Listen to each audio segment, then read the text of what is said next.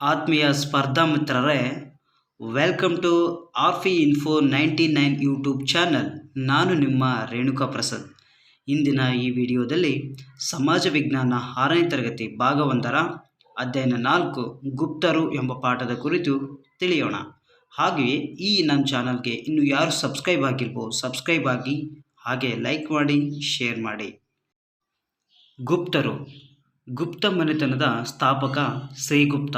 ಅವರ ರಾಜಧಾನಿ ಪಾಟಲಿಪುತ್ರ. ಈ ಗುಪ್ತ ಮನೆತನದ ಪ್ರಸಿದ್ಧ ಅರಸರೆಂದರೆ ಸಮುದ್ರಗುಪ್ತ. ಸಮುದ್ರಗುಪ್ತನು ಪ್ರಮುಖ ದಿಗ್ವಿಜಯಗಳು ನೋಡ್ತಾ ಬಂದಾಗ ಉತ್ತರ ಭಾರತದ ಅನೇಕ ರಾಜರನ್ನು ಸೋಲಿಸಿದನು. ಅಫ್ಘಾನಿಸ್ತಾನದ ಕುಶಾಣ ದೊರೆಗಳು ಗುಜರಾತಿನ ಸತ್ರಪರಿಗೆ ಮತ್ತೊಂದು ಹೆಸರು ಸಕರು ಎಂದು ಸಹ ಕರೆಯುತ್ತಿದ್ದರು. ಸಮುದ್ರಗುಪ್ತನ ಪರಮಾಧಿಕಾರವನ್ನು ಅವರು ಒಪ್ಪಿಕೊಂಡರು.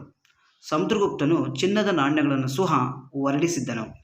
ಸಮುದ್ರಗುಪ್ತನ ಗಣನೀಯ ಸೈನಿಕ ಸಾಧನೆ ಎಂದರೆ ಆತನ ದಕ್ಷಿಣ ಭಾರತದ ದಂಡಯಾತ್ರೆಯನ್ನು. ಈ ಒಂದು ದಂಡಯಾತ್ರೆಯಲ್ಲಿ ಅವನು ಅನೇಕ ರಾಜರನ್ನು ಸೋಲಿಸನಲ್ಲದೆ ಕಾಂಚಿಯ ರಾಜನನ್ನು ಸದೆಬಡಿದು ದಂಡಯಾತ್ರೆಯ ಸವಿನೆನಪಿಗಾಗಿ ರಾಜಧಾನಿಯಾದ ಪಾಟಲಿಪುತ್ರದಲ್ಲಿ ಅತ್ಯಂತ ವಿಜೃಂಭಣೆಯಿಂದ ಅಶ್ವಮೇಧ ಯಾಗವನ್ನು ಮಾಡಿದನು. ಸಮುದ್ರಗುಪ್ತನು ವಿದ್ಯಾಪೋಷಕನಾಗಿದ್ದು ಸ್ವತಃ ಮಹಾನ್ ಕವಿ ಹಾಗೂ ಸಂಗೀತಗಾರನಾಗಿದ್ದ ಈತನು ಕವಿರಾಜ ಎಂಬ ಬಿರುದು ಧರಿಸಿದ್ದನು. ಅವನು ವೀಣೆ ನುಡಿಸುವ ಚಿತ್ರವಿರುವ ನಾಣ್ಯಗಳು ಸಹ ದೊರಕಿವೆ. ವಸುಬಂಧು ಎಂಬ ಹಿರಿಯ ಬೌದ್ಧ ವಿದ್ವಾಂಸ ಅವನ ಮಂತ್ರಿಯಾಗಿದ್ದನು. ಗುಪ್ತ ಮನೆತನದ ಎರಡನೇ ದೊರೆ ಚಂದ್ರಗುಪ್ತ.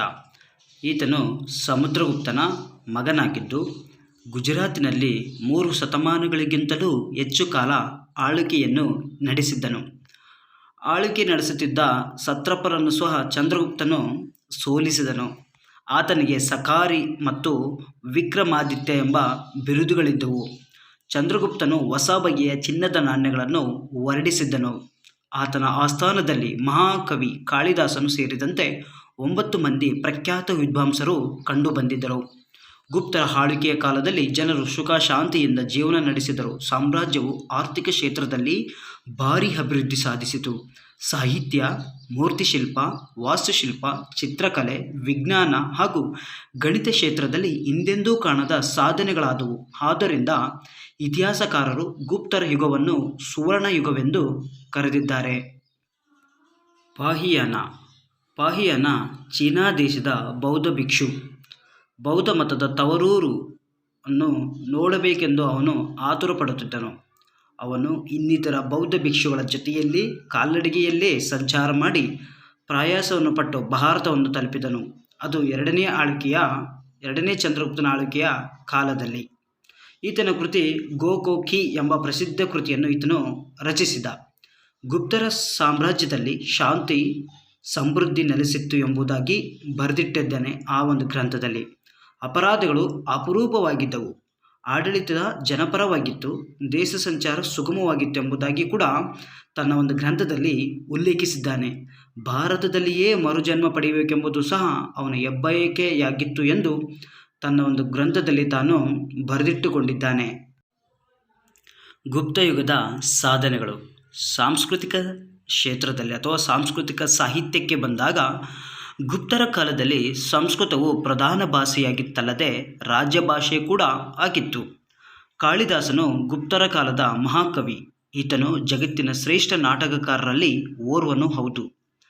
ಚಂದ್ರಗುಪ್ತನು ವಿಕ್ರಮಾದಿತ್ಯನ ಆಸ್ಥಾನವನ್ನು ಅಲಂಕರಿಸಿದ್ದ 9 ಜನ ಶ್ರೇಷ್ಠ ನವರತ್ನಗಳಲ್ಲಿ ಈತನೂ ಒಬ್ಬನಾಗಿದ್ದನು. ಕಾಳಿದಾಸನು 4 ಕಾವ್ಯಗಳು ಮತ್ತು 3 ನಾಟಕಗಳನ್ನು ಕೂಡ ರಚಿಸಿದ್ದಾನೆ. ಅಭಿಜ್ಞಾ ಶಾಕುಂತಲ ಆತನ ಶ್ರೇಷ್ಠ ನಾಟಕವೂ ಹೌದು. ಕಾಳಿದಾಸನಿಗೆ ಕವಿಕುಲ ಗುರು ಎಂಬುದಾಗಿಯೂ ಬಿರುದು ನೀಡಲಾಗಿತ್ತು. ಶೂದ್ರಕ ಮೃಚ್ಚಿಕಟಕ ಇವನ ಪ್ರಸಿದ್ಧ ಕೃತಿಯಾಗಿತ್ತು. ವಿಶಾಖದತ್ತನ ಮುದ್ರ ರಾಕ್ಷಸ, ವಿಷ್ಣು ಶರ್ಮನ ಪಂಚತಂತ್ರ, ಅಮರಸಿಂಹನ ಅಮರಕೋಶ ಇವು ಗುಪ್ತರ ಕಾಲದ ಪ್ರಮುಖ ಸಂಸ್ಕೃತ ಸಾಹಿತ್ಯದ ಪ್ರಮುಖ ಗ್ರಂಥಗಳಾಗಿದ್ದವು. ಈ ಒಂದು ಗ್ರಂಥಗಳನ್ನು ನಾವು ಸ್ಪರ್ಧಾರ್ಥಿಗಳು ನೆನಪಿಡಬೇಕು. ಈ ಒಂದು ಗ್ರಂಥಗಳಲ್ಲಿ ಯಾವುದಾದ್ರೂ ಒಂದು ಕೃತಿಯನ್ನು ಪರೀಕ್ಷಾ ದೃಷ್ಟಿಯಿಂದ ಕೇಳುವ ಸಾಧ್ಯತೆಗಳೇ ಹೆಚ್ಚಾಗಿರುತ್ತದೆ. ಆದ್ದರಿಂದ ತಾವುಗಳು ಈ ಒಂದು ಗ್ರಂಥಗಳ ಮೇಲೆ ತಮ್ಮ ಗಮನವನ್ನು ಹೆಚ್ಚಿಗೆ ಮಾಡಬೇಕು. ದೇವಾಲಯದ ವಾಸ್ತುಶಿಲ್ಪ. ವಾಸ್ತುಶಿಲ್ಪ ನಿರ್ಮಾಣದ ಇತಿಹಾಸದಲ್ಲಿ ಗುಪ್ತರ ಕಾಲವನ್ನು ಸುವರ್ಣಯುಗವೆಂದು ಕರೆದಿದ್ದಾರೆ. ಕಾರಣ ಮಧ್ಯಪ್ರದೇಶದ ಸಾಂಚಿಯ ದೇವಾಲಯವು ಭಾರತದಲ್ಲಿ ಅತಿ ಪ್ರಾಚೀನವಾದದ್ದು. ಗುಪ್ತರ ಶ್ರೇಷ್ಠ ದೇವಾಲಯಗಳು ಮಧ್ಯಪ್ರದೇಶದ ಭಿತರ್ಗಾಂವ್ ಮತ್ತು ದೇವಗಢದಲ್ಲಿವೆ. ದೇವಗಢದ ದಶಾವತಾರ ದೇವಾಲಯದಲ್ಲಿರುವ ವಿಷ್ಣುವಿನ ಮೂರ್ತಿ ಶಿಲ್ಪ ಸುಂದರವಾಗಿದೆ. ಇವೆಲ್ಲವೂ ಗುಪ್ತರ ಕಾಲದ ದೇವಾಲಯಗಳು ಮತ್ತು ವಾಸ್ತುಶಿಲ್ಪಕ್ಕೆ ಗುಪ್ತರು ನೀಡಿದ ಪ್ರಮುಖ ಕೊಡುಗೆಗಳಾಗಿವೆ. ಅದೇ ರೀತಿ ಸ್ತೂಪ ಮತ್ತು ಚೈತನ್ಯಾಲಯಗಳು ಕೂಡ ಗುಪ್ತರು ನಿರ್ಮಿಸಿದ್ದರು. ವಾರಣಾಸಿ ಸಮೀಪದ ಸಾರನಾಥ ಎಂಬಲ್ಲಿ ಇರುವ 128 ಅಡಿ ಎತ್ತರದ ದಮೇಕ ಸ್ತೂಪವು ಗುಪ್ತರ ಕಾಲದ್ದಾಗಿದೆ. ಅದೇ ರೀತಿ ಚಿತ್ರಕಲೆ. ಗುಪ್ತರ ಕಾಲದಲ್ಲಿ ಬಂಡೆಯನ್ನು ಕೊರೆದು ಮಾಡಿದ ಬೌದ್ಧ ವಿಹಾರ ಮತ್ತು ಗುಹಾಲಯಗಳು ಅಜಂತ ಮತ್ತು ಎಲ್ಲೋರದಲ್ಲಿ ಕಂಡುಬರುತ್ತವೆ. ಅಜಂತದ ಗುಹಾಲಯಗಳಲ್ಲಿ ಗೋಡೆ ಮತ್ತು ಚಾವಣಿಗಳ ಮೇಲಿನ ಭಿತ್ತಿ ಚಿತ್ರಗಳು ಕೂಡ ಜಗದ್ವಿಖ್ಯಾತ ಹೊಂದಿವೆ. ಭಿತ್ತಿ ಚಿತ್ರಗಳಲ್ಲಿ ಜನಜೀವನದ ವಿವಿಧ ಮುಖಗಳು, ಬುದ್ಧ ಜೀವನದ ಕಥನ ಹಾಗೂ ಜಾತಕ ಕಥೆಗಳು ಕೂಡ ಮೂಡಿಬಂದಿವೆ. ವಿಜ್ಞಾನ, ಗಣಿತ ಮತ್ತು ಖಗೋಳಶಾಸ್ತ್ರ. ಪಾಟಲಿಪುತ್ರದ ಆರ್ಯಭಟನು ಗುಪ್ತ ಯುಗದ ಮಹಾನ್ ಗಣಿತಜ್ಞನೂ ಆಗಿದ್ದು ಈತನ ಗ್ರಂಥ ಆರ್ಯಭಟೀಯ. ಆರ್ಯಭಟನು ಗ್ರಹಣಗಳ ಕಾರಣಗಳನ್ನು ಕಂಡುಹಿಡಿದನಲ್ಲದೆ ಬೀಜಗಣಿತ ಮತ್ತು ತ್ರಿಕೋನಮಿತಿಗೆ ಮಹತ್ತರವಾದ ಕೊಡುಗೆಗಳನ್ನು ನೀಡಿದನು. ಬ್ರಹ್ಮಗುಪ್ತನು ಆ ಕಾಲದ ಇನ್ನೊಬ್ಬ ಗಣಿತ ವಿದ್ವಾಂಸ ಮತ್ತು ಶ್ರೇಷ್ಠ ಖಗೋಳಶಾಸ್ತ್ರಜ್ಞನೂ ಕೂಡ ಆಗಿದ್ದನು. ವರಾಹಮಿಹಿರ ಇದೇ ಕಾಲಕ್ಕೆ ಸೇರಿದ ಮಹಾನ್ ಒಬ್ಬ ವಿಜ್ಞಾನಿಯೂ ಕೂಡ ಈತನಾಗಿದ್ದನು. ಲೋಹ ವಿಜ್ಞಾನ.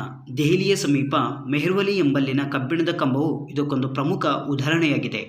ಈ ಕಂಬವು 1500 ವರ್ಷಗಳಷ್ಟು ಹಳೆಯದಾದರೂ ಅದಕ್ಕೆ ತುಕ್ಕು ಹಿಡಿದಿಲ್ಲ ಮತ್ತು ಸವೆದಿಲ್ಲ. ಇದೇ ಕಾಲದ 8 ಅಡಿ ಎತ್ತರವಿರುವ ತಾಮ್ರದ ಬುದ್ಧ ವಿಗ್ರಹವು ಕೂಡ ನಳಂದದಲ್ಲಿ ಕಂಡುಬರುತ್ತದೆ. ಆಯುರ್ವೇದ.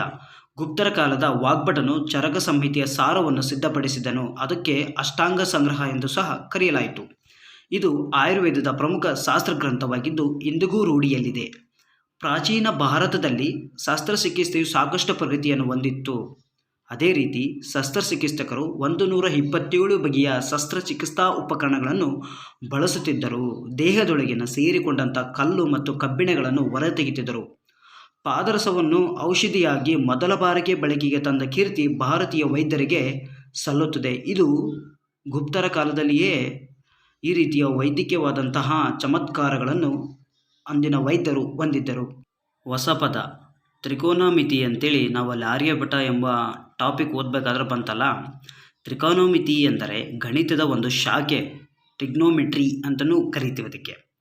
ನಂತರ ನಿಮಗೆ ತಿಳಿದಿರಲಿ ಎನ್ನುವಂಥ ಕಂಟೆಂಟ್ನಲ್ಲಿ ಇರ್ತಕ್ಕಂಥ ಮಾಹಿತಿ ನೋಡೋದಾದರೆ, ಒಂದು ಗುಪ್ತ ವಂಶವು ಸುಮಾರು 1600 ವರ್ಷಗಳಷ್ಟು ಹಿಂದೆ ಸ್ಥಾಪನೆಗೊಂಡು 2 ಶತಮಾನಗಳಿಗಿಂತಲೂ ಹೆಚ್ಚು ಕಾಲ ಆಳ್ವಿಕೆಯನ್ನು ನಡೆಸಿತ್ತು. ಎರಡನೆಯದು ಕಾಳಿದಾಸನ ನಾಟಕಗಳು ಅಭಿಜ್ಞಾ ಶಾಕುಂತಲ, ಮಾಲವಿಕಾಗ್ನಿಮಿತ್ರ, ವಿಕ್ರಮ ಊರ್ವಶಿ ಇವು ಪ್ರಮುಖ ನಾಟಕಗಳಾಗಿದ್ದು, ಪ್ರಮುಖ ಕಾಳಿದಾಸನ ಕಾವ್ಯಗಳು ನೋಡ್ತಾ ಬಂದಲ್ಲಿ ರಘುವಂಶ, ಕುಮಾರ ಸಂಭವ, ಋತುಸಂಹಾರ ಮತ್ತು ಮೇಘದೂತ. ಮೂರನೇದು ಗುಪ್ತರ ಕಾಲದ ದೇವಾಲಯವನ್ನು ಆರಂಭದಲ್ಲಿ ಚೌಕಾಕಾರದ ತಳಪಾಯದ ಮೇಲೆ ಕಟ್ಟಲಾಗುತ್ತಿತ್ತು. ಗರ್ಭಗೃಹ ಮತ್ತು ಮುಖಪಂಟಪಗಳು ಸಹ ಮಾತ್ರವೇ ಇದ್ದವು. ನಾಲ್ಕನೇದು ಭಿತ್ತಿ ಎಂದರೆ ಗೋಡೆ. ಭಿತ್ತಿ ಎಂದರೆ ಗೋಡೆ. ಗೋಡೆಯ ಮೇಲೆ ಬರೆದ ಚಿತ್ರಗಳೇ ಭಿತ್ತಿ ಚಿತ್ರಗಳಾಗಿದ್ದವು. ಭಿತ್ತಿ ಚಿತ್ರಗಳು ಅಜಂತದ ಬೌದ್ಧ ಗುಹಾಲಯಗಳಲ್ಲಿವೆ. ಸಾಮಾನ್ಯ ಕುಂಚಗಳಿಂದ ಸ್ಥಳೀಯವಾಗಿ ಸಿಗುತ್ತಿದ್ದ ಬಣ್ಣಗಳಿಂದ ಚಿತ್ರವನ್ನು ಬರೆಯಲಾಗಿದೆ. ಅನೇಕ ಶತಮಾನಗಳವರೆಗೂ ಈ ಗುಹೆಗಳು ಕಣ್ಣಿಗೆ ಮರೆಯಾಗಿದ್ದವು. 1819ರಲ್ಲಿ ಅವನ್ನು ಮತ್ತೆ ಪತ್ತೆ ಹಚ್ಚಲಾಯಿತು. ಮೆಹರ್ವಲಿಯ ಕಬ್ಬಿಣದ ಕಂಬದ ತೂಕ 6 ಟನ್, ಎತ್ತರ 23 ಅಡಿ. 19ನೇ ಶತಮಾನದ ಆರಂಭದವರೆಗೂ ಯುರೋಪಿನ ಯಾವ ಕಂಬವನ್ನು ಎರಕವೊಯ್ಯಲು ಸಾಧ್ಯವಾಗುತ್ತಿರಲಿಲ್ಲ. ಈ ಅಂಶಗಳ ಮೇಲೆ ಹೆಚ್ಚಿನ ಗಮನವನ್ನು ನೀವು ನೀಡಬೇಕಾಗುತ್ತದೆ. Thank you for watching.